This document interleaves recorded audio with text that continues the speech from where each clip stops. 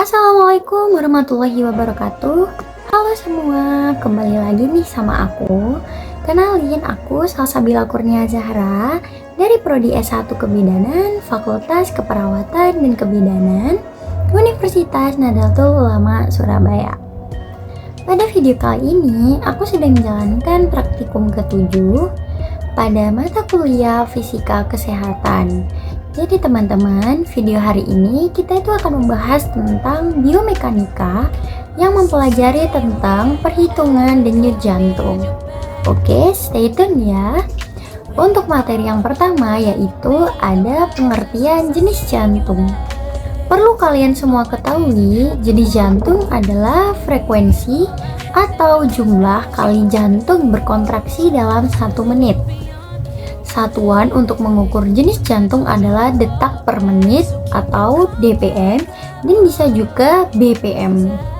Denyut jantung itu dapat bervariasi tergantung pada berbagai faktor seperti usia, jenis kelamin, aktivitas fisik, kondisi kesehatan, tingkat stres, dan konsumsi obat-obatan tertentu. Dalam keadaan istirahat, denyut jantung normal bagi seorang dewasa biasanya berkisar antara 60 hingga 100 bpm. Saat melakukan aktivitas fisik atau berada dalam kondisi stres, denyut jantung itu cenderung meningkat. Sebaliknya, saat kita tertidur atau dalam keadaan relaksasi, denyut jantung itu bisa lebih rendah. Denyut jantung yang terlalu rendah atau bradikardia atau terlalu tinggi taksikardia bisa menjadi indikator masalah kesehatan atau kondisi medis tertentu. Mengukur dan memantau denyut jantung itu dapat membantu dalam mengevaluasi kesehatan jantung dan sistem kardiovaskular kita secara keseluruhan. Untuk materi yang kedua, yaitu bagaimana cara kita untuk mengukur denyut nadi secara normal dan mudah. Oke, cara yang paling umum adalah dengan mengukur denyut nadi atau pulsasi di pergelangan tangan atau di leher. Oke, yang pertama itu kita mengukur di titik nadi kita, biasanya itu ada di pergelangan tangan atau leher kan. Kita bisa mengambil 2 jari kita lalu diletakkan di bawahnya jempol atau di bawahnya ibu jari, pas di sini. Lalu yang kedua, kita bisa melakukannya ada di leher atau di samping tenggorokan ya. Ini berada pas di bawah daun telinga kita. Jadi pas di bawah daun telinga kita. Nah, kayak gitu ya teman-teman. Jangan lupa selagi kita menghitung denyut nadi kita, gunakan stopwatch atau jam tangan dengan detik untuk membantu menghitung. Hitung jumlah denyut yang kita rasakan selama 1 menit ya, untuk mendapatkan jumlah denyut jantung per menit atau BPM. Untuk contoh perhitungan akan aku tunjukkan nanti ya di akhir sambil kita praktek. Untuk materi yang ketiga yaitu bagaimana sih caranya agar detak jantung kita itu selalu normal.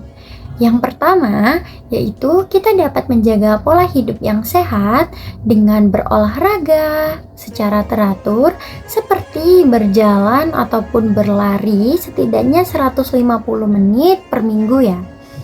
Lalu menjaga pola makan yang sehat yang terdiri dari buah-buahan, sayuran, biji-bijian, dan ikan yang berlemak.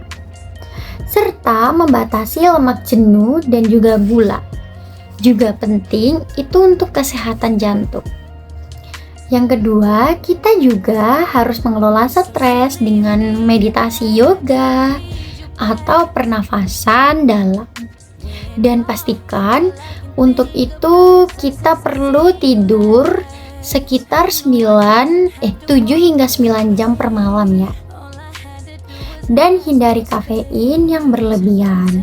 Lalu berhenti merokok itu sangat-sangat disarankan untuk mengurangi resiko masalah jantung.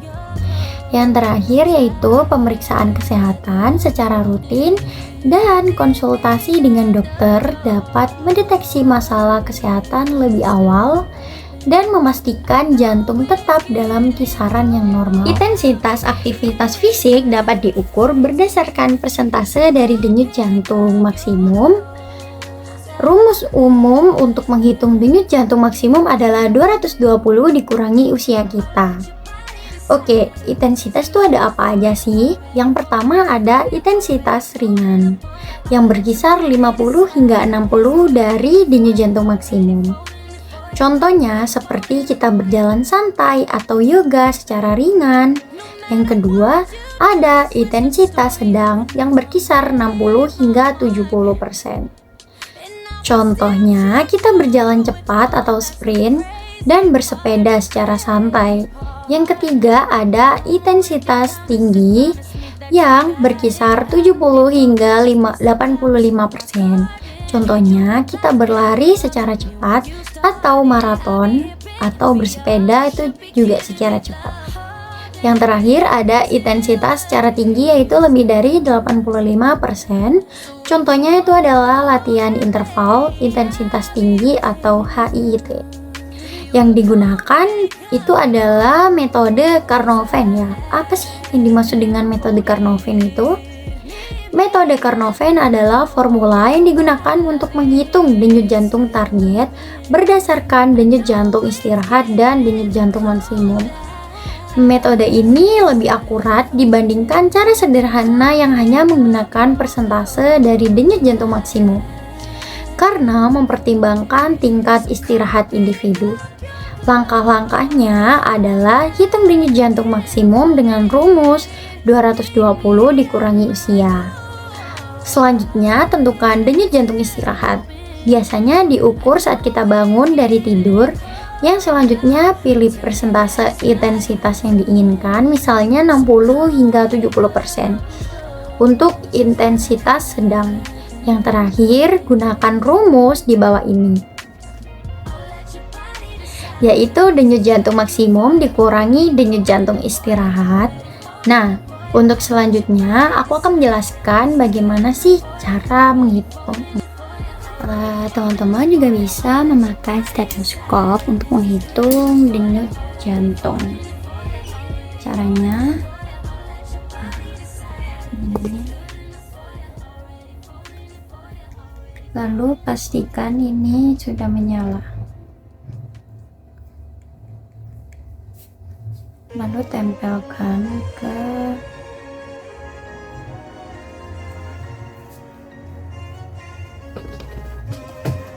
hitung selama 1 menit.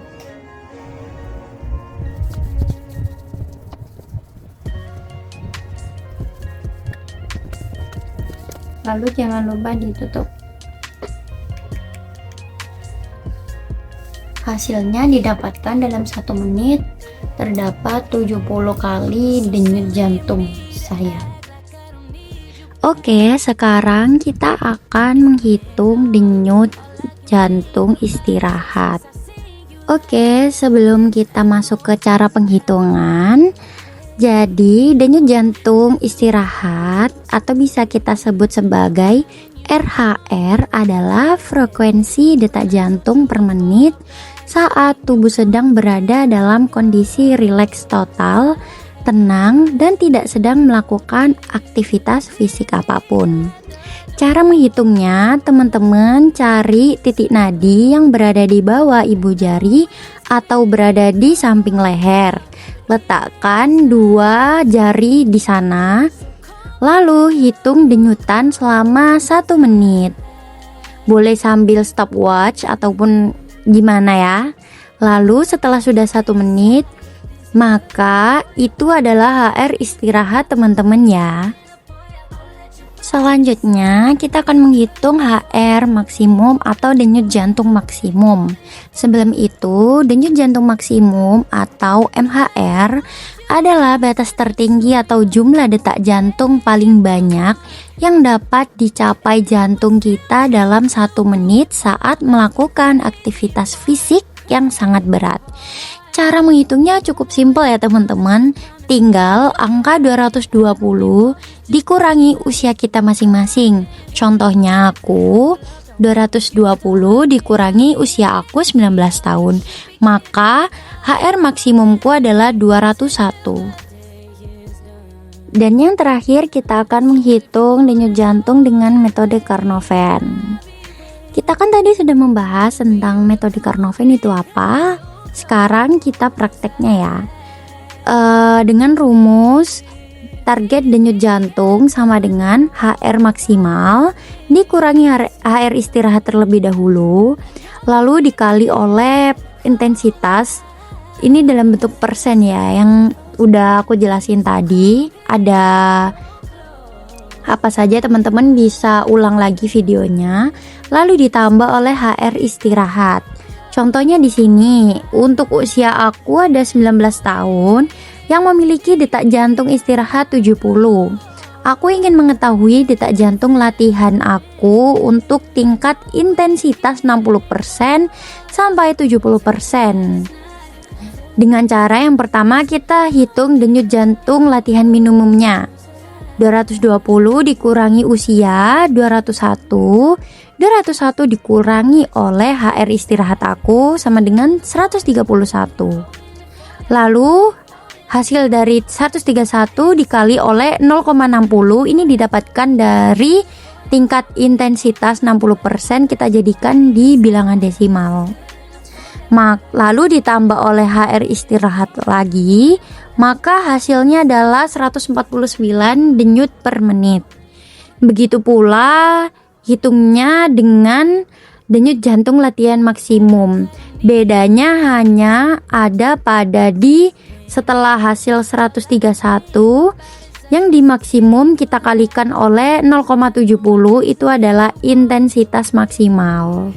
Lalu ditambah oleh HR istirahat, maka hasilnya menemukan 162 denyut per menit. Maka dari itu teman-teman, zona detak jantung latihan yang akan aku lakukan menjadi 149 sampai 162 detak per menit. Seperti itu teman-teman. Banyak sekali ya materi yang kita sampaikan hari ini.